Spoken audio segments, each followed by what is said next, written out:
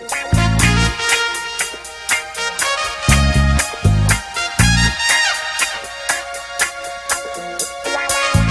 buenas tardes, bienvenidos a una nueva sesión de Charlando en el Forestal. En esta oportunidad gozamos nuevamente del privilegio de contar con Nona Fernández, nuestra gran actriz y escritora.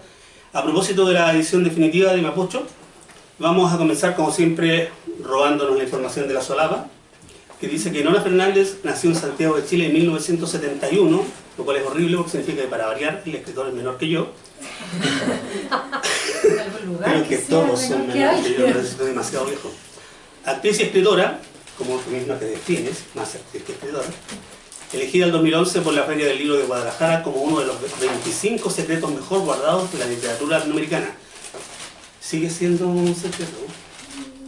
Me encanta. Ya eres un poquitito más famosa. Pues vamos a hablar de ese premio. Como narradora ha publicado el volumen de cuentos El Cielo 2000 y las novelas Mapocho el 2002, Avenida 10 de Julio Guamachuco el 2007, ambas ganadoras del Premio Municipal de Literatura. Fue en Salida el 2012, que a mí me encanta, y no sé por qué no la premiaron más. Y La Dimensión Desconocida el 2016, Premio Sor Juana Inés de la Cruz. Bajo este editorial ya se han publicado dos de sus novelas, maravillosas ambas, por supuesto, y lo que nos convoca es una edición definitiva, la presentó la editorial. Sí. Nona, bienvenida, muchas gracias, y partamos por... ¿qué es definitivo? Nada de definitivo, no sabemos. No, yo creo que, mira, fue una idea de Guido decirle definitivo porque finalmente, o sea, originalmente no pensábamos hacerle nada al libro. Yo no quería, tampoco que le hayamos hecho mucho, pero no quería tocarlo, no quería intervenirlo. Es un libro que tiene casi, no tiene 20 años desde la publicación, pero desde que partí escribiéndolo, el proceso, o sea, desde que entré en el mundo mapocho ya son casi 20 años.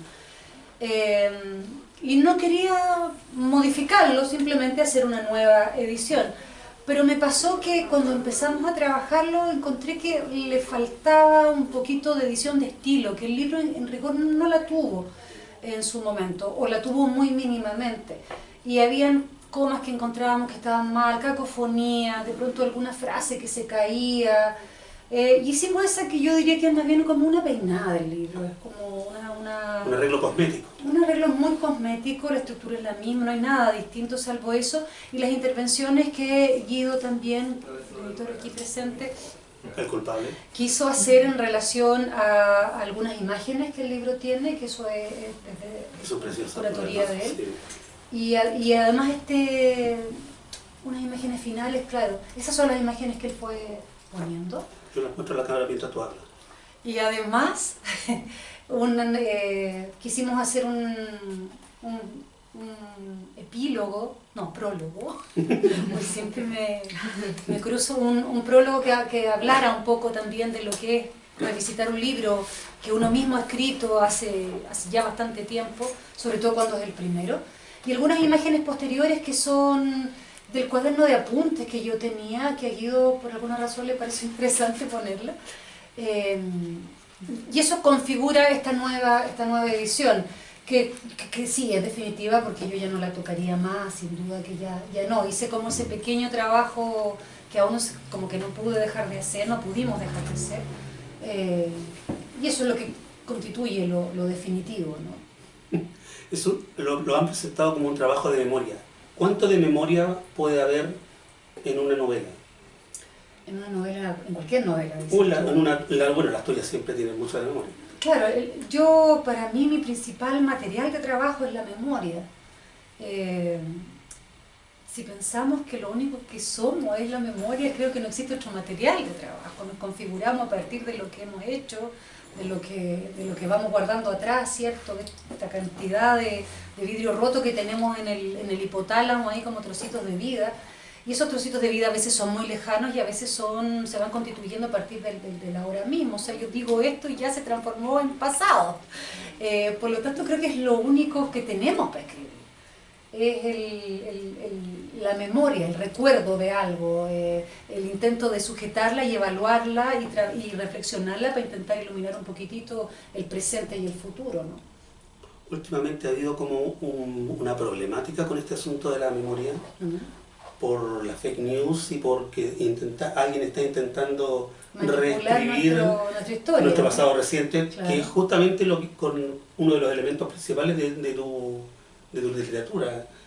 ¿Qué sientes con eso? ¿Crees que vamos por mal camino? Es que yo creo que ese es un oficio que siempre se ha ejercido. El manipular la historia no es algo... O sea, ahora cada vez se vuelve más grosero porque existen más herramientas para poder hacerlo. Y tenemos también más herramientas para poder observarlo. Pero la historia oficial es algo que siempre se ha manipulado. No nos damos cuenta. ¿Qué herramientas tenemos para comprobar, por ejemplo, que la Guerra del Pacífico es la Guerra del Pacífico que nos contaron? Todavía Perú te cuentan otra cosa. Así es, tenemos una imposibilidad completa de entender de verdad qué es lo que pasó. Creo que aquello de la fake news o de la manipulada con respecto a los hechos es algo a lo que los ciudadanos hemos estado sometidos siempre. Pero ¿no sientes que eso es algo que pasaba? Porque reconociendo que pasó, yo también lo reconozco obviamente, pasaba con algo que era muy lejano. Ahora estamos hablando de cosas que incluso las vivimos. Claro, es que yo creo que eso que tú dices, que antes pensamos, o sea, ahora, claro, cité la Guerra del Pacífico, yo creo que ese día a día, la pauta de ese día a día, esa gran tramada de la historia contemporánea incluso, siempre se ha ejercido. El tema es que no nos hemos dado cuenta, o no hemos querido darnos cuenta, o no lo vivenciamos. Y ahora tenemos más posibilidad de darnos cuenta. No sé si estamos más alerta que antes, existen más herramientas para darse cuenta. Cuando está pasando algo aquí, yo puedo inmediatamente tuitear que sí está pasando esto. Entonces, si alguien me dice, no, esto no pasó, bueno, yo estaba ahí, mira, ¿cachai? O sea, no me digas otra cosa. Y eso yo creo que ahora tenemos más posibilidad de comprobar los hechos. Antes no la teníamos y vivíamos con eso. Piensa tú en la dictadura. La cantidad de gente que hasta el día de hoy sospechosamente dice, pues yo no sabía nada, si la tele decían otra cosa, los medios decían otra cosa. Claro, ahora también los medios dicen cada barbaridad y si uno se tragara todo, viviríamos en la misma situación. Pero claro, ahora tenemos más material o más herramientas para volvernos más suspicaces. ¿Es el trabajo del escritor hacer ese ejercicio? Es el trabajo de toda persona. De toda persona. Sí, de todo ciudadano. A mí me toca la escritura porque yo me he dedicado a esto y uno puede trabajarlo desde ahí, pero yo creo que es el trabajo de toda persona. ¿En el teatro también lo hace? En el teatro, en la oficina, en la panadería, la señora secretaria, todos tenemos que hacerlo. Desconfiar, esa es la pega. Sí, pues. En cualquier momento, si alguien quiere preguntar algo, no se sientan cohibidos, por favor, porque para que no sea tan de tú a tú. ¿Y la Rusia? ¿Qué es la Rusia? ¿Quién es la Rusia? La Rusia es la protagonista de este libro, junto al indio, que es su hermano, que son como dos pedazos de una misma persona o de un mismo ser. Pero es más ella la protagonista, la vamos siguiendo a ella, ¿no? Y es una figura bien alegórica también. Y es como, de alguna u otra manera, el personaje que no sabe, ¿no? El que se enfrenta... en términos como de lo que es la trama de la historia, ella nace en Santiago de Chile y para el golpe se la lleva a su madre muy lejos y crece muy fuera de la historia y del país. Y vuelve cuando ya, nunca precisa la edad, pero una figura, o yo figuro, que debe haber tenido unos 20 y tantos años ella, vuelve a Chile siguiendo a su hermano el indio que ha desaparecido del lugar donde vive y no lo viene a buscar. Y al buscar a su hermano se va encontrando con la historia de una familia, que es su familia, y con la historia de su país también. Entrelazar la historia de uno con la de la familia, que volvemos al trabajo cotidiano, es un ejercicio que es duro, porque de repente uno se da los costalazos como acá de ir viendo que no solamente no es lo que me contaron, sino que es peor. Claro, es que la pequeña historia... siempre no sé si es un reflejo, pero también la pequeña historia familiar también refleja o va repitiendo los mismos patrones que también se viven histórica o socialmente. O sea, en nuestras casas pasa lo mismo, se nos ha manipulado los recuerdos, hay cosas que la familia no se hablan, hay cosas que uno se entera cuando ya está viejo, de pronto te enteraste que tu papá no era tu papá, que estoy inventando, pero esas cosas pasan, esas cosas teleséricas pasan, y es el material del día a día, de la pequeña, ¿cómo decirlo?, de la pequeña melodrama familiar. Eso existe y eso es. Y eso, claro, y eso en gran escala pasa en la historia de un país también, ¿no? leyendo Mapocho me acordé de la gente que hasta el día de hoy niega los muertos en el Mapocho. Y uno dice, viejo, hay varios libros, hay historia, hay imágenes. Claro. ¿Hasta cuándo? ¿Hasta cuándo? Sí, pues sí, es loquísimo. Bueno, Pero ayer había una, poniendo acá, hablando de lo pequeño, ¿no? Pero en el matinal, no me acuerdo del canal, con la Tonca, ¿qué matinal es ese? El 13. El 13. Cuando ellos se preguntaban si realmente Pinochet sabría que habían muerto en su gobierno, hablaban como un poco así, ¿no? Pero es parte de esto mismo, es parte del mismo operativo en el que seguimos un poco ahí metidos. Eso a propósito de la entrevista a Amorós, ¿no era? Claro, Sí. claro, a la biografía de Pinochet. La estuvimos pelando un rato. El Mario también pasó por acá en alguna oportunidad y hablamos de eso. Y él decía lo mismo, o sea, hay cosas que son tan evidentes que es imposible seguirlas negando, pero hay gente que se encarga de seguir, y ahora ya no mintiendo o negando, sino que tergiversando, para que llegue un momento en que uno diga, da lo mismo. Claro, y normalizando, y legitimando. Es loco. ¿Alguien ha leído la novela? ¿La leyó en su oportunidad? Porque ya estamos hablando de un libro que está cumpliendo desde el 2002, originalmente. ¿Alguien la leyó? ¿Quiere comentar algo? Este es el momento, por favor. Joven aún. Un valiente, un valiente. Los hombres dando la cara. Leyendo Mapocho me doy cuenta que, bueno, es una primera novela, pero hay muchos referentes como a literatura latinoamericana, chilena, muy latentes, muy en la superficie, que siento que se logra integrar muy bien. No sé, pienso en Bombal como el epígrafe de la Mortajada, pienso también como un dejo de Pedro Páramo con este limbo que se vive. Sí, sin duda, sí. No sé, como está como los sonidos montesinos como en el apartado de Padres y Guacho, y como la edición que tengo yo que es más antigua, hasta atrás está como el decreto de los sonidos montesinos como comentando la novela. Claro. Y así muchos más. Y aquí mi pregunta tiene que ver como con el proceso de escritura que tú llevas, como, ¿qué consejos das? ¿Cómo funciona también? Mira, para mí cada proceso de cada libro es distinto. Cada libro es un mundo y necesita una forma de escritura y un proceso distinto, ¿no? Pero dentro de eso, claro, yo ya puedo observar a lo largo del tiempo que hay ciertos tips, o no sé si tips, o ciertos tópicos en mi propio proceso. El principal es que trabajo en base a archivo, siempre trabajo en base a archivo. Hay una primera idea que me ronda, que puede ser una historia, a veces una imagen, ni siquiera es algo tan concreto. Eso es algo claro también, nunca sé de lo que voy a escribir. No es que yo diga voy a escribir la historia de un río y de unos hermanos, no tengo idea de lo que voy a escribir. Hay algo que gatilla la escritura y empiezo a investigar en ese algo. En este caso en particular, ya que estamos hablando de este libro, un poco lo cuento ahí también en el prólogo, fue una foto de 3 muertos en el Mapocho, que yo la vi y dije, ¡wow! ¡Qué fuerte esta foto! Era una foto que yo ya, o sea, que nunca había visto, pero de una realidad que yo conocía, que sabía que había ocurrido, pero nunca la había visto. Y esa foto como que fue la puerta de entrada al libro, y la puerta de entrada también, o de salida quizá, a un montón de reflexiones que tenían que ver con la época que estaba yo viviendo, que eran los años 90. Pero el procedimiento fue intentar investigar quiénes eran esas personas que había visto en una foto de una revista, Causa, Análisis, debe haber sido. Desgraciadamente esa foto nunca más la tuve, la vi en la casa de una vecina, y después cuando quise tenerla ya no estaba, no la encontraron. No encontré quiénes eran esos cuerpos, nunca lo supe. Entonces ahí empecé a hacer el ejercicio de investigar sobre los muertos del río, primero sobre los muertos de la dictadura, cómo había sido, por qué habían ido a dar, quiénes podrían haber sido, si no eran ellos 3, otros nombres, ¿no? Pero me empecé a encontrar también con varios muertos en el río que tenían que ver con un proceso histórico desde que la ciudad es ciudad. O sea, como que el río siempre acarreó un muerto. Y eso como que me abrió la ventana a otra idea de libro. Y así empecé a decir, ya, ¿qué periodos son interesantes? Y empecé a hacer como una curatoría de archivos, y elegí alguno, y empezó a darse vuelta esta imagen que fue como la imagen de partida, que era la de una mujer que estaba sobre el río, que miraba un cuerpo que se iba, y que ese cuerpo en rigor podía ser ella misma.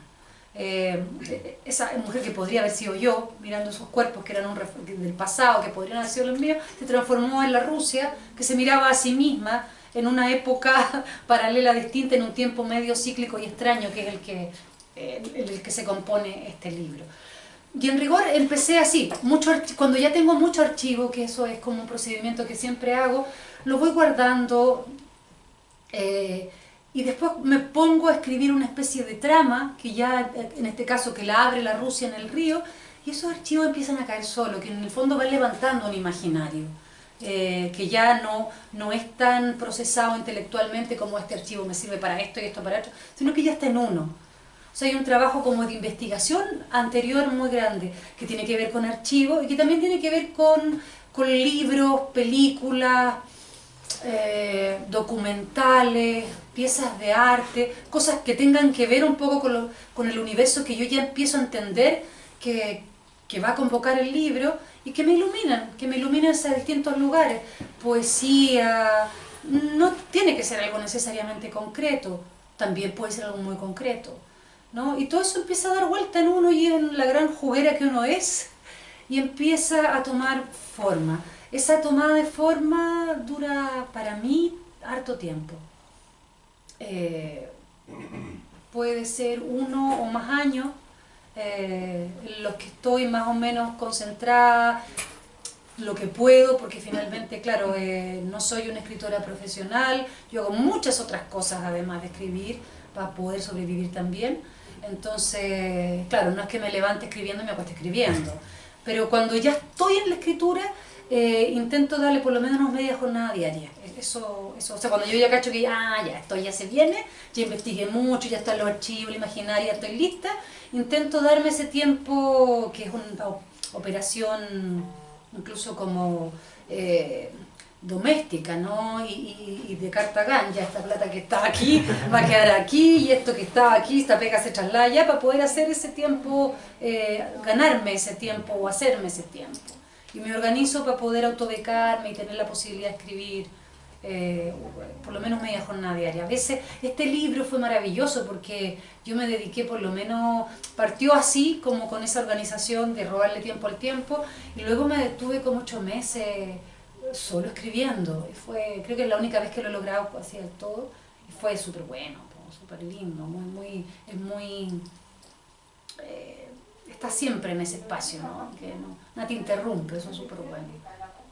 Pero cada material es distinto y cada material necesita distintas cosas también. De pronto un material va a necesitar que hables con alguien, a lo mejor un material de pronto va a decir que suspendas la escritura, que te esperes un rato. Creo que eso es súper vital, estar siempre escuchando el material. No dominándolo ni llevándolo voluntariosamente, sino que entregando lo que el material necesita. Eso. Y puedo seguir un poco preguntando respecto como al tono, nada como el tono narrativo. O sea, pienso como en Mapocho, que siento que es un tono muy oral, como dice esto, se dice como que decir como que está muy repetido y está muy bien dicho, como una estructura y en una narrativa bien oral. Pienso después en Fuensalida, que es como más televenor. Sí, perdón, se me traba la lengua. ¿Cómo vas llegando el tono? ¿Vas editando? Mira, lo que pasa es que cada material, cada libro, para mí es muy importante el contenido de los libros, pero casi a la misma altura o a veces más es la formalidad del libro. O sea, a mí la escritura me interesa porque hay una cantidad de contenidos sobre los que quiero reflexionar, pero también me interesa siempre estar interrogando la escritura. O sea, escribo también para interrogar el ejercicio escritural. Y eso tiene que ver mucho con la forma que uno toma. Por ejemplo, Mapocho, claro, Mapocho es un libro que lo que de alguna manera quiere hacer es cuestionar la historia oficial, y no la cuestiona desde otra oficialidad, la cuestiona desde el decir de todos. ¿Quién es el responsable de los dicen? No sabemos, es un relato oral que lo hacemos entre todos, desde atrás hasta nosotros mismos, de lo que se pueda, y ese dicen va agarrando, ¿cómo se llama ese jueguito que jugaba uno? El teléfono, claro, el teléfono. Claro, esos dicen tienen que ver con eso, con el relato que nosotros asumimos, que nosotros conocemos. Eso me gustaba de este libro. Y además tenía una estructura que se empezó a dar sola, que era sucia como el río, es un lenguaje sucio también, que es un lenguaje que no tiene que ver con algo académico, ni tampoco muy de una poesía muy elevada, todo lo contrario, es una poesía quizá, si es que poesía, no sé, a lo mejor ahí ya me estoy yendo al chancho, pero me interesaba el lenguaje sucio, recoger el habla de la calle, y el habla también de todos esos archivos, que yo leí mucho archivo también muy viejo, pero muy viejo. Entonces también quería recoger un poco esa habla, y ser un poco sucia, como lo es el río, o sea, recoger esa habla ruda, garabatera, a ratos, cruda, y rabiosa. Este libro tenía un espíritu rabioso también, que tenía que ver, era como una salida madre del río. En esa bola me fui, y en esa bola también trabajé el libro, ¿cachai? Como siguiendo esa formalidad. Hay otros, por ejemplo, como tú citaste, Fuensalida. Claro, Fuensalida convoca el imaginario de los culebrones. Entonces está escrito como si fuese un culebrón. Y operando también con las dinámicas de trama como culebrón, con la guagua, no sé, la guagua perdida, el padre ausente, las traiciones, todo ese tipo de juego, era casi como un guiño a ese universo, ¿no? Y así cada uno. Por ejemplo, hay otro cortito, Space Invaders, que es un libro que es muy cortito, está hecho como hilvanado con hilos de sueño. Yo sentía que era un sueño, una cosa mezclada entre sueño y recuerdo, por lo tanto tenía que ser muy inasible. No podía ser concreto, tenía que ser inasible, aunque hablara de cosas tremendamente concretas, ¿no? Pero ese era el ejercicio de escribir un sueño, ¿me entendí? Pero claro, eso no es aplicable a otros libros. Cada libro me dice, de alguna u otra manera, cómo debe ser escrito. Y eso, imagino, es lo que tú apuntas como el tono.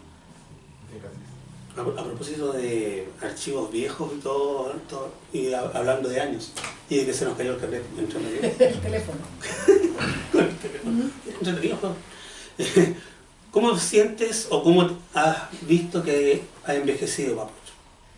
Mira, cuando uno escribe un libro, a mí me pasa personalmente, soy una madre como bien irresponsable, no vuelvo mucho a los libros.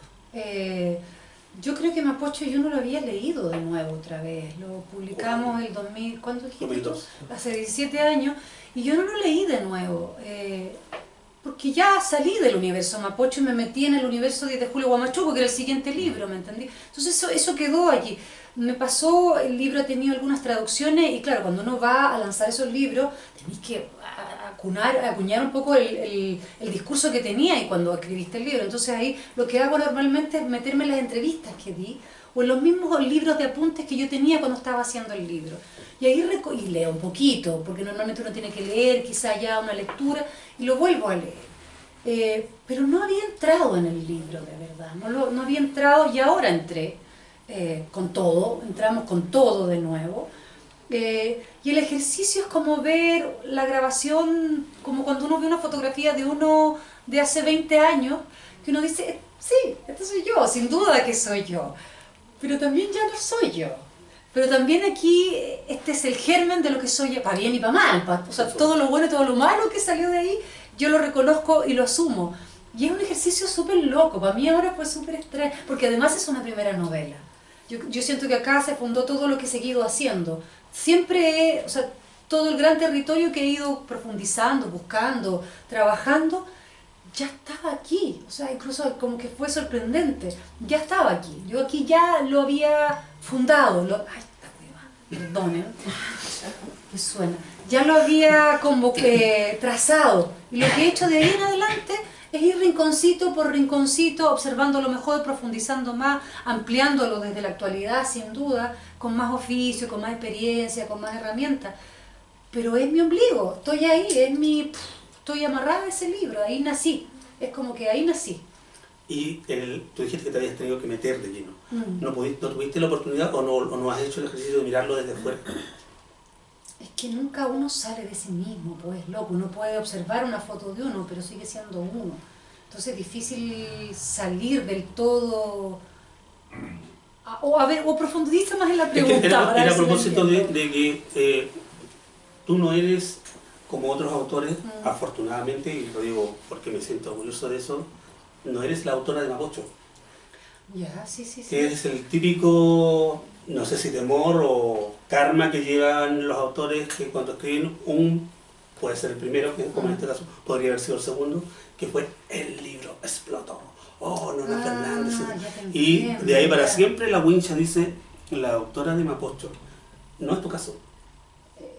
¿Cómo sientes eso? Mira, es que sabes, cuando hablaba que también era una madre irresponsable, es porque yo nunca he sentido que Mapocho sea un super libro. No sé no es que no diga que lo sea, porque los libros ya dejan de ser de uno, uno los escribe. Si son grandes libros, o son libros mediocres, o libros pequeños, o libros que van a trascender en el mapa literario, no es que no tenga que ver con uno, por supuesto que tiene que ver con uno.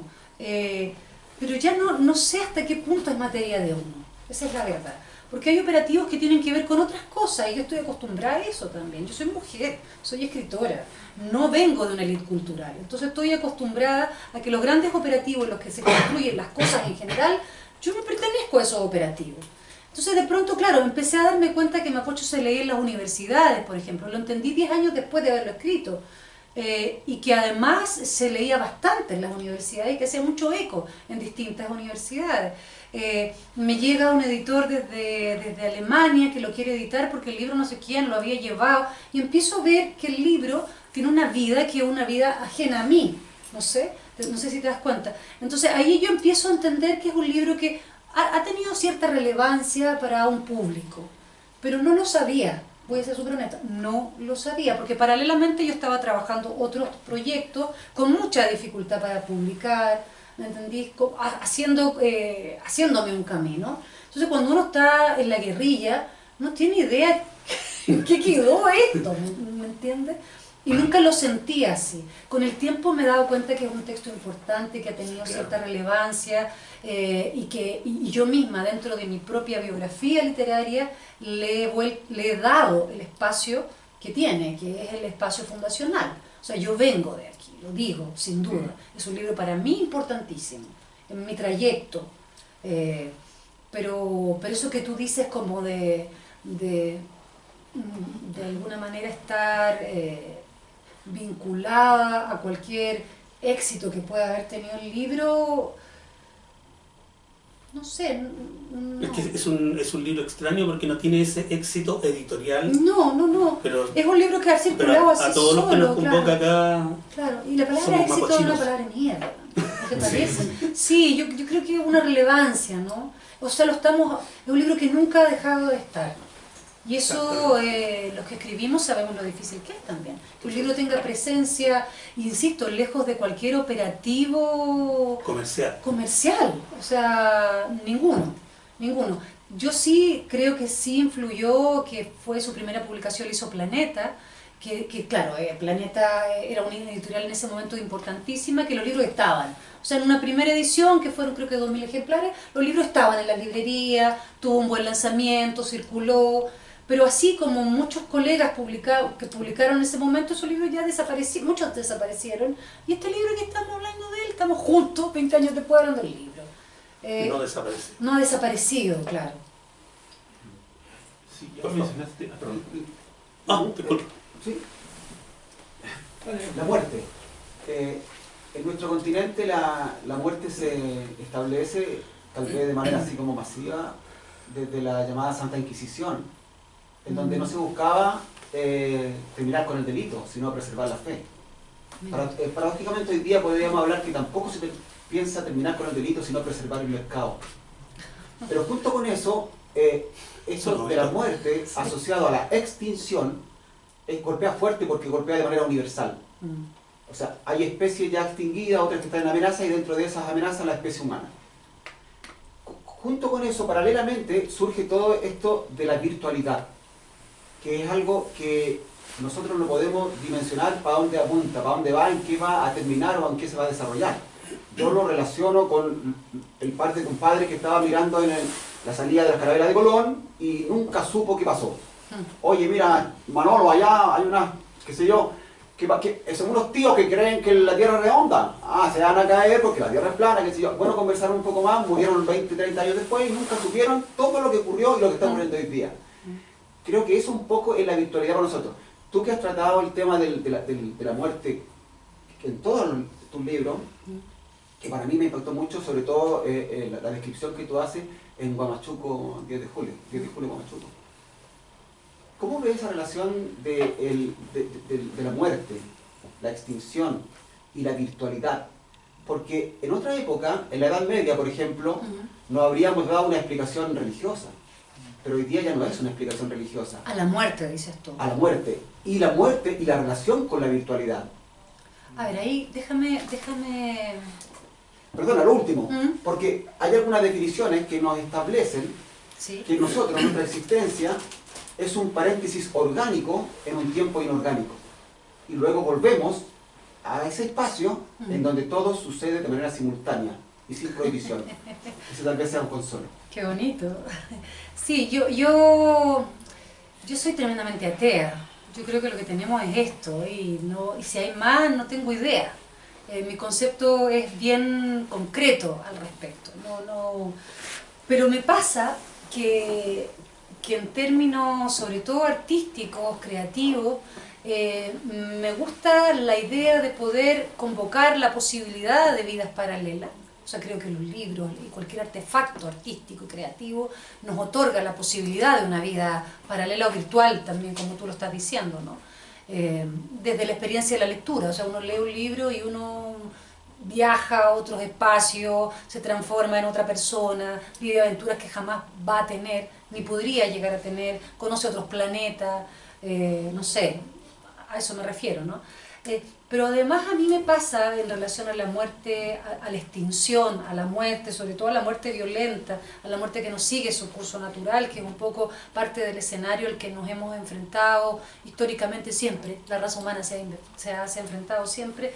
Me gusta la idea de poder convocar una salida en los libros, la posibilidad de que la muerte no existe, de que la muerte tiene una posibilidad en los libros, de que los libros de alguna manera le entregan a aquellas personas que murieron de manera feroz la posibilidad de existir en un libro o en el recuerdo de alguien, porque eso sí creo, yo creo mucho en cómo recordamos, creo que el recuerdo sí, que es un acto presente, establece una posibilidad de vida para aquel que ya no está, y que en mi teoría, en mi triste teoría, no está en otra parte, no hay otra dimensión, no hay un cielo, no hay un paraíso, no sé, ni siquiera un infierno. Creo que no hay nada, esa es mi manera de verlo.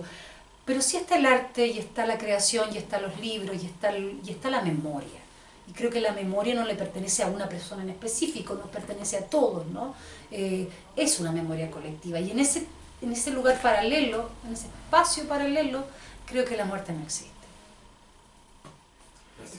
Sí, tú habías mencionado Space Invaders. Yo, bueno, todavía no lo he leído, pero ha subido, ya está en la mesa para En la mesa pelada. Sí, van restando los libros, pero ahora lo voy a leer.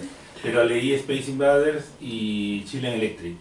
Y bueno, un primer tema que ya se mencionó, que me impresionó mucho, fue el uso de la oralidad y la memoria. Pero en esos dos libros me llamó mucho la atención el punto de vista infantil, el punto de vista de las niñas, los niños, como un punto, primero que está muy logrado, no es verosímil, hay un candor que es realmente infantil.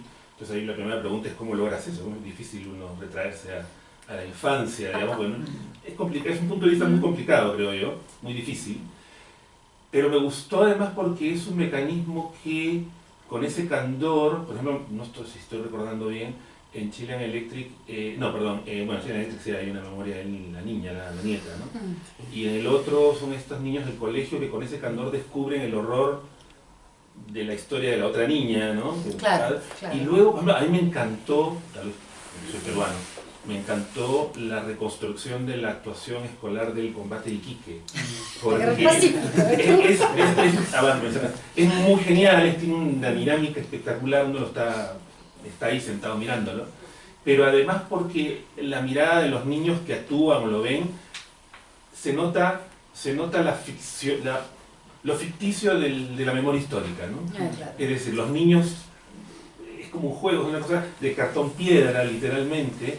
Entonces la pregunta era, ¿por qué esta mirada infantil tiene que ver mucho con la memoria? Porque claro, ¿cómo la desarrollas? ¿La has usado en otros textos?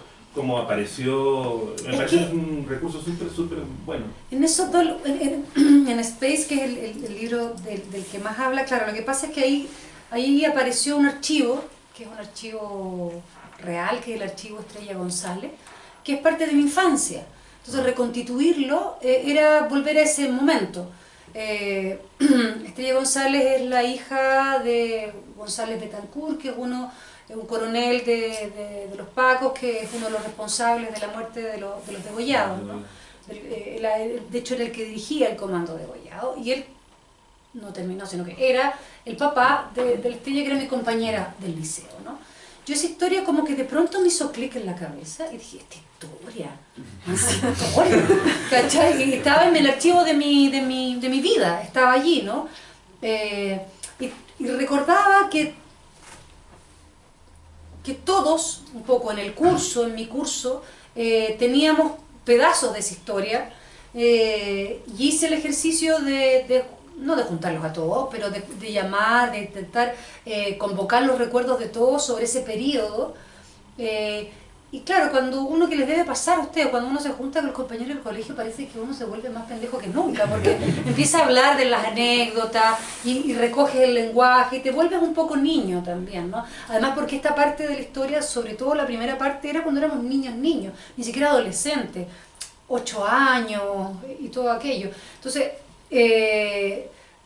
lo que pasó fue un poco eso, al investigar, y ahí vuelvo un poco como a la pregunta que tú me hacías, al investigar, que en este caso era investigar un archivo que estaba en nosotros, en mis compañeras y en mis compañeros, aparecen esas voces y se resucitan esas voces en mí. Entonces empiezo a escribir desde esas voces y empiezo a entender que también nos costaba mucho ponernos de acuerdo, o sea que recordábamos cosas nada que ver unos con la otra, incluso contradictorias, y que no podía anular recuerdos, porque ¿qué recuerdo? Ningún recuerdo puede anular a otro, salvo los oficiales. Los oficiales anulan, clausuran y te dejan afuera si tú tienes otra versión, pero no era eso, justamente yo quería hablar de eso, entonces, o entendí que quería hablar de eso. Entonces empezaron a circular todas estas voces, cada una con su registro, empecé a recordar, a darme cuenta también que cada uno recuerda de manera distinta, que hay gente que recuerda más visualmente, hay gente que recuerda más sensorialmente, hay gente que recuerda todos los nombres, los detalles, cosas muy pequeñas, hay gente que es muy general. Yo recuerdo las voces, a mí me pasa mucho con eso, las voces caen muy bien en mí, y yo creo que también tiene que ver con esto de que las escribo, ¿no? De que las convoco y las escribo. Entonces apareció como solo este espíritu infantil, esta voz infantil. Y luego aparece en Chilean también, porque claro, ahí es distinto, porque en Chilean es un poco el relato desde un presente que soy yo ahora, porque es como un libro documental, es una voz que soy yo ahora, pero que también recuerda a la niña que escuchó a su abuela contándole ciertas historias. Entonces ahí, claro, se resucita una voz infantil también. Pero yo creo que el ejercicio es como, justamente es el de resucitar la voz infantil que tenemos, porque fuimos niños, ¿no? Y escucharla otra vez, instalarla en uno, dejar que se tome ese espacio y que aparezca. Más que eso sería mentira. O sea, si yo te dijera, mira, estuve escuchando niños. No. Hay un ejercicio que a veces me han preguntado mucho cómo la actuación puede mediar en la escritura. Yo siempre he sentido que no tiene nada que ver una cosa con la otra, pero porque está todo en mí nomás. Y hay un ejercicio que uno actoralmente siempre hace, porque uno ha sido entrenada para eso, que es encarnar. Uno encarna, yo he sido entrenada para encarnar al príncipe de Dinamarca, encarnar a la chepa de la remolienda, encarnar personajes. Básicamente porque creo que el actor tiene conciencia, la actriz tiene conciencia que todos esos personajes están en uno. O sea, uno puede ser lo que uno quiera, porque hay un territorio que es el territorio de la humanidad que lo pisan todos. El príncipe de Dinamarca y la guasa de la remolienda. Y todo eso, hay un territorio común, un comodín donde estamos todos instalados ahí. Y el actor y la actriz ejercemos desde ese lugar. Y yo creo que me pasa también cuando escribo. Y no me cuesta escribir voces infantiles, porque juego a encarnar niños, básicamente. Es una teoría que tengo. Puede no ser así, pero creo intentando responder como la pregunta. Y claro, en La dimensión desconocida también aparece un poco, está ese mismo juego como el de Chile, que es una voz presente desde una adultez contemporánea y que resucita también un poco, no solamente creo que poco mi voz infantil, pero sí la voz, empezaron a aparecer en ese libro, que hoy son muchos casos los que circulan ahí, empiezan a aparecer con relevancia las voces de los hijos de las víctimas. Muy orgánicamente, yo creo que tiene que ver con este reflejo o espejo que uno hace, que es mi generación, y claro, empiezo a resucitar esas voces. Siempre son los puntos de vista de los niños, de alguna manera, los que van asumiendo parte del relato. ¿Alguien más? Yo. Hola. Una vez que tú superas o ya estás embarcada en esta etapa en la cual recolectas, buscas estímulos, vas construyendo más o menos el argumento y ya te lanzas a escribir, la pregunta que te quiero hacer es ¿cómo se cuelan en ti las lecturas cuando ya tienes una novela en marcha? La pregunta va enfocada netamente al estilo, a cómo escribir. Tú dices la lectura de otro... Sí, la primera pregunta es si es que lees cuando escribes. Sí, por supuesto. ¿Y cómo se cuelan esas lecturas en la medida que tú ya estás en marcha con un proyecto más o menos? Sí, se cuelan sin duda. Yo creo que la escritura funciona como el ejercicio de los autores que hacen documentales. Uno tiene de alguna manera una idea en la que está trabajando, pero el día a día entero se cuela ahí. O sea, todo se cuela ahí. La noticia, o por lo menos en mi escritura, todo se filtra. Me gusta usar de alguna manera la literatura y la escritura como un espacio también donde va cayendo la realidad y la voy trabajando, ¿no? Y haciendo el paralelo con lo que estoy trabajando, o sea, es parte de todo. Y la lectura sin duda, y eso es más tramposo todavía, porque lo que uno hace es ir convocando lecturas que tú sabes que te sirven. ¿Me entendí? Entonces tú decís, esto me sirve, esto me sirve. Y ahí uno va afinando también su propio tono y su propio lenguaje en el momento de escribir. Por ejemplo, voy a hablar del último libro que escribí, que se llama La dimensión desconocida. Yo no tenía idea de lo que iba a hacer con ese libro. Pensé que iba a ser una novela de ficción a lo John le Carré, por lo tanto leí mucho a John le Carré antes de meterme en el libro. Pero cuando ya tenía el material listo dije, no, nada que ver esta wea. Esto no es una novela de espías, de ficción. Chao, John le Carré. Y empecé a convocar a mis maestros más antiguos. Volví a Sangre Fría, volví a Capote, volví a leer a Carrer.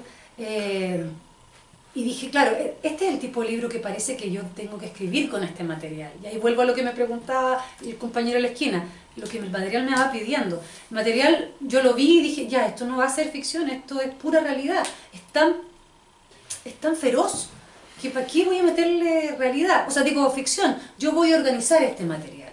Y ahí, claro, empecé a retomar estos libros de no ficción de alguna manera, o de literatura de no ficción, o literatura que convoca a la realidad para ser narrada. El adversario de Carrer, A Sangre Fría, por ejemplo, como ese tipo de libro. Y claro, eso se filtra, y no solo se filtra inconscientemente, se filtra conscientemente. O sea, los ocupo, son herramientas de trabajo. Veo, y ahí uno empieza incluso a estudiar qué operativos van ocupando los autores, qué te va sirviendo. Y a veces uno entra en otro libro que no lo estás leyendo porque, aunque es raro, porque cuando uno está escribiendo algo como que todo quiere que le sirva. La película, todo ya curatoria, todo lo que hace para que te sirva. Pero a veces me ha pasado que voy viendo o caen en mí otros materiales que sin duda también me van sirviendo, que uno se vuelve una esponja extraña, ¿no? Cuando está en un proceso creativo y todo sirve, todo sirve. Y a veces con más o menos conciencia. Las lecturas yo normalmente las hago con más conciencia. Empiezo a hacer curatorías de lecturas que me van a servir. Y las observo. Acumuláis libros que claro, que pueden ir por ahí. Claro, y de pronto también cuando uno trabaja con editores talentosos y buenos lectores como Guido, te van nutriendo también de literatura que a veces uno no ha leído y que, wow, claro, te tapa y te ayuda, te encamina. ¿Cómo leen Ana Fernández? ¿Por tincada? ¿Porque alguien le dijo? ¿Por un buen dato? Soy muy azarosa y desordenada en mis lecturas. Yo no tengo... y a veces caigo en lecturas que son como evidentes que la gente ya todo el mundo lo ha leído y yo lo leo como 10 años tarde y me da vergüenza. Y soy muy azarosa y soy muy obediente también. Cuando alguien me sugiere un libro, me entusiasma, siempre la sugerencia me entusiasma, las tincas también a veces leo mucho autores, entrevistas de autores que me parecen que me gustan y ellos señalan a otro, ahí voy al otro. Eso también es una pista. Y a veces voy a la librería y voy y lo que... No, eso es mentira, antes lo hacía. Es que antes lo hacía, como que me gustaba entrar a una librería y ver quién me seducía, así de simple. Pero ya creo que siempre hay una razón. Alguien te recomendó el libro, leíste algo sobre ese autor, un autor te señaló ese autor, o contiene un material que tú estás trabajando. Y yo creo que la mayoría de las veces uno lee sobre temas que tú estás trabajando. Eso me pasa mucho a mí. A veces me cuesta leer cosas por placer, lo otro se vuelve un placer también, pero como que te meten en un universo y me cuesta salir de ese universo.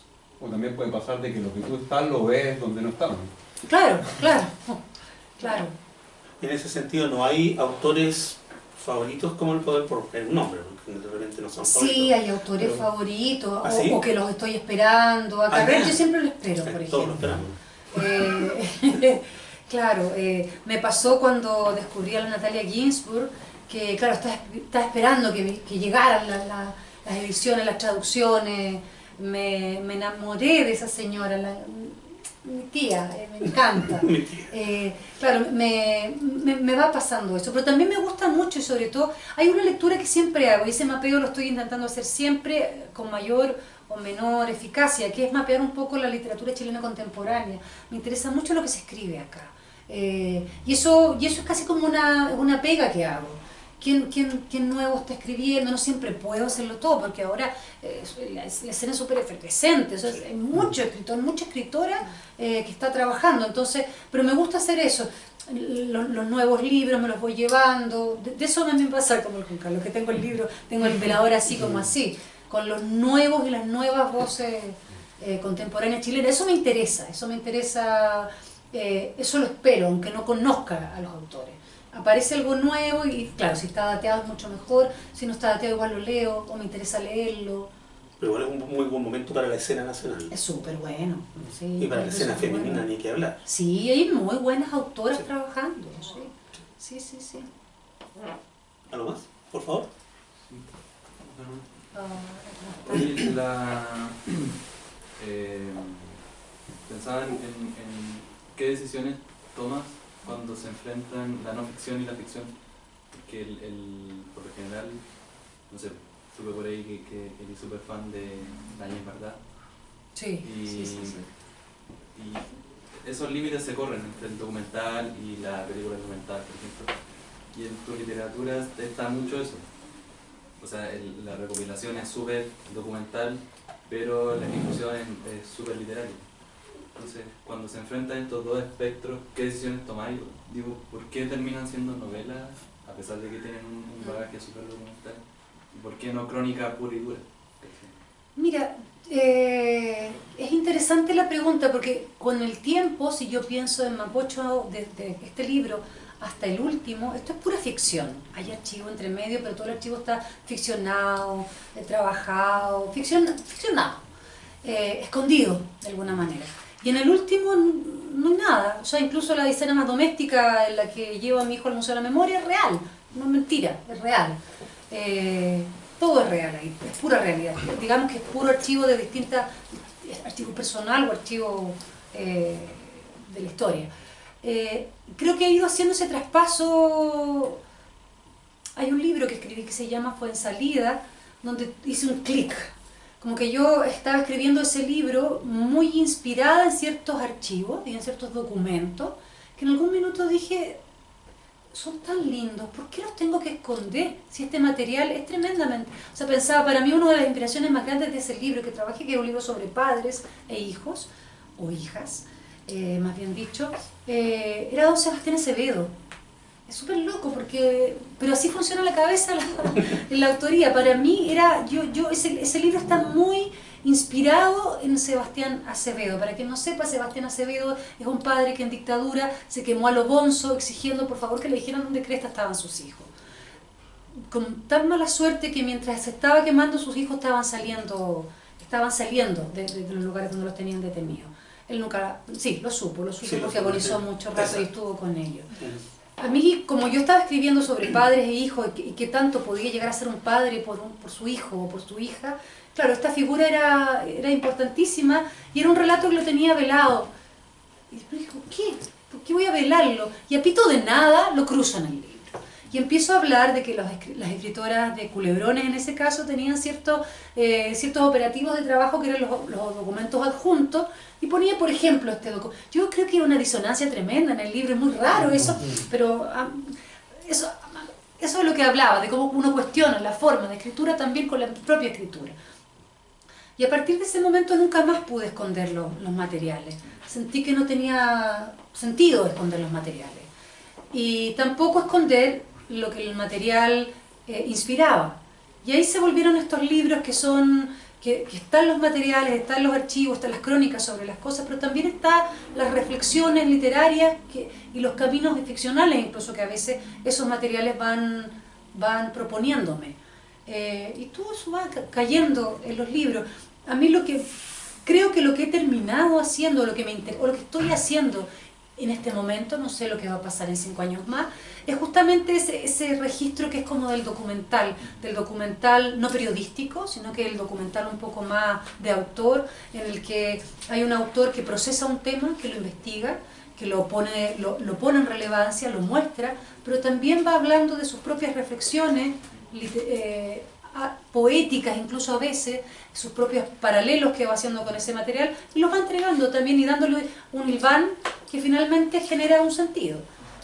Pienso yo que genera un sentido, o esa es la misión que me voy poniendo, y las decisiones las he ido tomando a partir de cada material. O sea, cada material me ha ido diciendo más realidad, más ficción. He ido tomando esos caminos porque los materiales me lo han ido dado. Como decía yo en el último libro, que es la dimensión desconocida, el material me dijo, negra, esto es realidad y los nombres son los nombres, y aquí al pan pan, vino vino, no va a haber nada que no sea real. Y eso fue el operativo que tomé y el riesgo que tomé también. Pero no sé lo que viene. Ay, me mataste la próxima pregunta. ¿Qué es lo que viene? Mira, por lo pronto viene algo, se supone que es un ensayo que viene en Random, en la colección de ensayos que tiene Random, esta colección pequeñita, donde está la línea, donde está la teoría King Kong, en eso. Se supone que es un ensayo, yo creo que es más bien una novela ensayística, o un ensayo muy literario y novelado, no sé lo que es, pero se parece un poco como lo que hice un poco en Chilean Electric, es algo más bien similar a eso. Ellos me propusieron trabajar un ensayo sobre la memoria, y lo que terminé haciendo es un libro sobre las estrellas y la memoria. Eso es. Y aparecerá pronto, creo que a fin de año. Mira. ¿Sí? Ah, por favor. Hola, Nona. Hace rato que quería hacer una pregunta, pero no podía formularla, estaba nerviosa. Quería saber más que nada que tú hablas de la importancia de hablar desde la memoria, que es prácticamente lo único que en realidad tenemos y que es cosa de lo más importante. Pero quería saber, ¿es para ti difícil escribir desde la memoria? Porque después de todo en la memoria siempre hay una implicancia emocional. Tú misma mencionabas que en Fuensalida había encontrado casos que habías decidido poner literalmente en los textos, porque esa es la importancia de la memoria, pero quería saber, ¿hay algo para ti difícil o algo con lo que es apegada de repente? Mira, ¿sabes qué? Hay un doble juego, porque claro, yo me he ido metiendo en materiales que son bien rudos y son bien complejos y son difíciles. Y claro, cuando digo que hay un doble juego es que de alguna manera uno asume esos materiales con cierto profesionalismo. Y aquí vuelvo a lo actoral. Cuando uno juega a ser el príncipe de Dinamarca, que su padre ha muerto y que su madre se ha casado con su tío y que uno tiene que vengar a su padre, eso es feroz, pero uno lo hace como un juego, porque si lo hace de verdad, no funciona, o sea, terminaríamos pésimo después de cada función. Pero igual algo pasa. O sea, es imposible, somos seres humanos, algo nos pasa. Y eso me pasa con los libros. Intento, los materiales los voy curatoriando y el goce de la escritura me va poniendo en un lugar muy profesional, donde me transformo en una especie de máquina desgraciada. Desgraciada digo porque observo los materiales, no entro con todo. Pero cuando digo no entro con todo también es mentira, porque igual uno entra. O sea, tienes que tener de alguna manera la distancia para observar los materiales, darles relevancia, hacerlos respirar, ponerlos sin que sea una cosa tremenda. O sea, uno de los grandes trabajos que yo hago es intentar poner esos materiales de manera tal que la persona que vaya a leer ese libro no caiga en un hoyo negro del que no puede salir, sino que todo lo contrario, los pueda observar, estén escritos de manera artística, que tengan cierta belleza. Es lo que más me interesa, y para hacer eso uno tiene que tener un poco la cabeza fría. Pero incluso cuando uno curatorea, o sea, imagínate, por ejemplo, en el último libro, que es La Dimensión Desconocida, había un testimonio que yo leí eterno, de 3 días y 3 noches, de un agente de inteligencia que iba dando datos.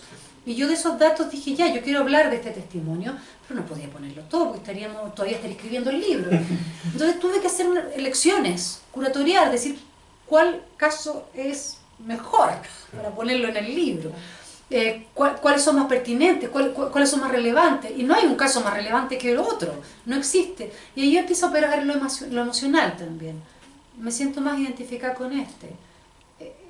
Yo soy un poco este personaje. El Mauricio de Bible chico, wow, yo lo conozco, ¿me entendís? Como que empiezan a operar ese tipo de lazos, ¿no? Y lo emocional no queda fuera también. Pero es como que uno pusiera una barrera para poder trabajar. Esa barrera a veces a uno se le corre o se vuelve más porosa. Hay momentos en que definitivamente la escritura cuesta ejercerla y tú le das más tiempo. Pero a mí me pasa que es tan gozoso escribir, me gusta tanto hacerlo, incluso cuando se vuelve difícil, es más entretenido, que es el goce el que me lleva. Pero uno va ejerciendo ciertas herramientas para poder hacerlo cuando el material es difícil. Hay materiales que no son tan difíciles, y ahí, claro, es puro goce, y uno pone menos pata en el embriague, ¿no? o en el freno. Pero, ay, que me doy vuelta para responder. Pero intentando resumir lo que tú dices, tiene cierta dificultad, pero he aprendido a sortear esa dificultad. Esa es la verdad. Y he aprendido a disfrutar de esa dificultad también. Gracias. Eso. Tengo que darte el regalo en cámara porque si no me retan. Me han retado 2 veces porque se me olvida. Lindo. Y como somos travestistas, por un lado es que Leo Forestán y por otro es un espacio para que te acuerdes de nosotros tanto como nosotros nos acordamos de ti. Muchas gracias. Y te agradecemos infinitamente que te hayas tomado este tiempo. No, Nos dejamos gracias esto a acá porque hay ustedes. mucha gente que quiere que firme el libro. Gracias a ustedes. Y por favor, un aplauso para nosotros.